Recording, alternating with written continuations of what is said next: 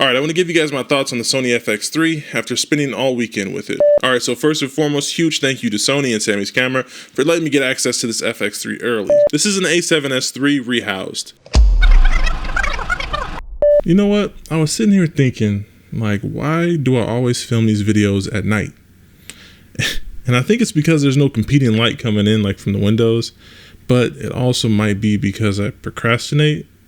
But I'm going to go with the first reason. Welcome back to the channel, and if this is your first time here, my name is Courtney Hill, and just like many others out there, I have an unhealthy obsession with cameras and tech, and I feel the urge to make videos about it for some reason. And if you have the same problem, consider subscribing because we just might get along.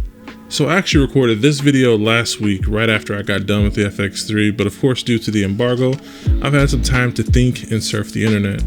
I've seen the speculation and the false rumors about 8K. By now we of course know that that's false and how this camera stacks up on paper. Golly, Chief, I hadn't opened up the box yet, but I'm going to now. The FX3 comes equipped with 5-axis in-body stabilization, both active and standard, full-frame 4K back-illuminated sensor. It's also using the BIONZ XR processor, 4K 120 frames per second, and also HD 240 frames per second, 10-bit 422, also recording in H.264 and H.265, 15 plus stops of dynamic range, S-Cinetone. It's also compatible with Catalyst Browse. There's no timecode or gen lock. We have active cooling on board. Last but not least, we have tight and wide servo controls which work well with the 16 to 35 cine lens, and there are tally lights and mounting points all around the entire body.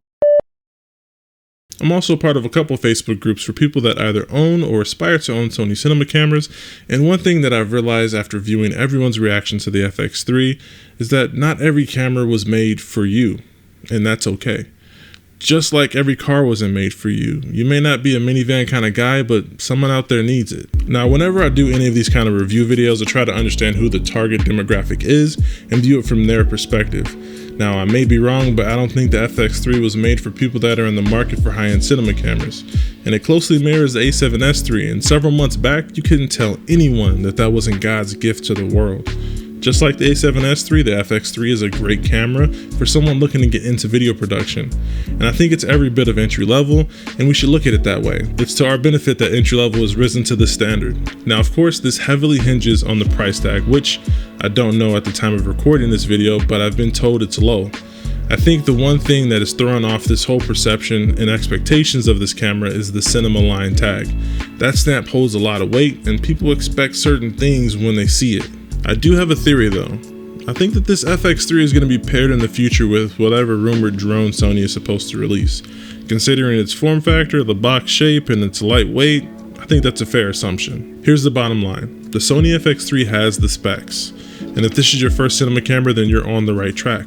Some people may suggest the Blackmagic 6K Pro, but I feel those cameras inherit a handicap because you have to rig them out in order to get them to their final form. Their battery life is non-existent, and there's no usable autofocus, which for a beginner is pretty valuable. Now, another trend in recent Sony releases is that they've not been holding back any punches.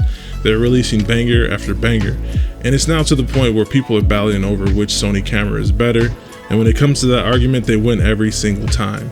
In 2021, if you're not seriously considering a Sony camera as your next upgrade, then you're not paying attention. Especially now with the A7S3 supporting S-Cinetone, there's really no reason not to get a Sony camera at this point. But after spending the weekend with the FX3, in my opinion, it closely mirrors the A7S3 in capabilities video-wise. And we all love that camera, right? Like, why wouldn't we love the FX3? Especially if it's coming with that, professional grade audio inputs with the XLR and also comes with a microphone. I feel like that's a great starter kit for someone that's looking to get into a cinema camera. So I'd say go for it. If you're looking for a cinema camera, this price is, fitting to you. Of course, like I said, I don't know the price yet. There isn't much at all that they told me before giving me this camera, just a list of specs. And then of course they said, you'll know when you get it. So I just took it out and filmed a little bit with it. And I noticed that it falls in line with my opinion of the A7S3. And once again, we love that camera. But that's about it for me, guys. I don't want to beat a dead horse. It's been a pleasure as usual. If you guys like this content and you want to see much more like it, consider subscribing because I'd appreciate it. But until next time, guys, stay fresh. Peace.